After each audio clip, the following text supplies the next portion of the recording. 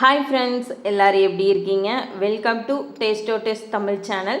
நம்மளோட சேனலை first time பார்க்குறீங்க அப்படின்னா மறக்காமல் சப்ஸ்கிரைப் பண்ணிக்கோங்க. அப்படின்னா நான் போகிற வீடியோ உங்களுக்கு உடனே வரும்.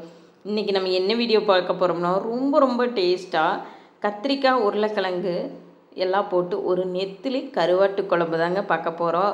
இந்த குழம்பு ரொம்ப சூப்பராக இருக்குங்க. அது நான் சொல்கிற ஸ்டைலில் வச்சிங்க அப்படின்னா திரும்ப கேட்பாங்க, அந்த அளவுக்கு டேஸ்ட்டாக இருக்கும்.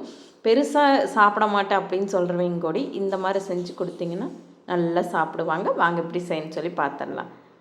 அதில் நெத்திலி கருவாடை எடுத்து நம்ம ஒரு 5 நிமிஷம் வாக்கில் சுடு தண்ணியில் ஊற வச்சுக்கலாங்க. அதுக்கு முன்னாடியே நம்ம அதோட தலைப்பகுதியை கட் பண்ணி எடுத்துட்டு அதுக்கப்புறமா தண்ணி ஊற்றி ஒரு 5 நிமிஷம் ஊற வச்சிங்கன்னா சூப்பராக ஊறி வந்துடும். அதை நல்லா வாஷ் பண்ணிவிட்டு ஒரு 4 டைமு தனியாக எடுத்து வச்சுக்கோங்க. இப்போது ஒரு லெமன் சைஸ் புளியை அதையும் நல்லா ஊற வச்சுக்கோங்க. இப்போ ஒரு 3 தக்காளியை ஒரு பாத்திரத்தில் நல்லா மசிச்சுக்கோங்க. கையாலேயே மசிக்கணுங்க. நல்லா மசிச்சுட்டு இதில் தேவையான அளவு ஒரு சொம்பு அளவுக்கு தண்ணி ஆட் பண்ணிக்கோங்க. ஆட் பண்ணிவிட்டு சின்ன சொம்பில் ஒரு சொம்பு ஆட் பண்ணிடுங்க. இப்போ அதை புளி கரைச்சலை ஆட் பண்ணிவிட்டு இதில் மிளகாத்தூள் 1 டேபிள் ஸ்பூன், மஞ்சள் தூள் 1/4 டீஸ்பூன், மல்லித்தூள் 2 டேபிள் ஸ்பூன் ஆட் பண்ணுறேங்க. இதெல்லாம் ஆட் பண்ணிவிட்டு நல்லாவே இதையும் நல்லா மிக்ஸ் பண்ணி கொடுத்துக்கோங்க. இப்போ நம்ம குழம்பு செய்ய ஸ்டார்ட் பண்ணிக்கலாம். நல்லெண்ணெய் விட்டுக்கோங்க. டேஸ்ட் ரொம்ப சூப்பராக இருக்குங்க.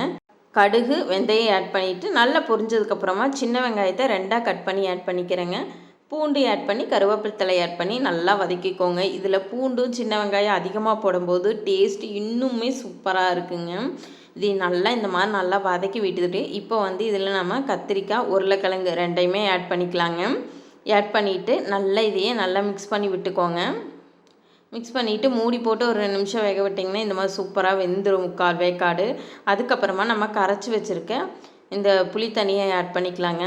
ஆட் பண்ணிவிட்டு இன்னும் கொஞ்சம் வேணுன்னா உங்களுக்கு தண்ணி ஆட் பண்ணிக்கோங்க. இல்லை அப்படின்னா தேவையான அளவு உப்பு ஆட் பண்ணி நல்லா கொதித்து வரும்போது இதை மூடி போட்டு இதை ஒரு 5 நிமிஷம் மட்டும் நல்லா கொதிக்க விட்டுக்கோங்க. 5 நிமிஷம் நல்லா கொதித்து வந்ததுக்கப்புறமா இதுக்கு ஒரு பேஸ்ட் ஊற்ற போகிறேங்க. இது வேறு ஒன்றும் இல்லை, வெறும் தேங்காயை மட்டும்தாங்க அரைச்சி இதில் ஆட் பண்ண போகிறேன்.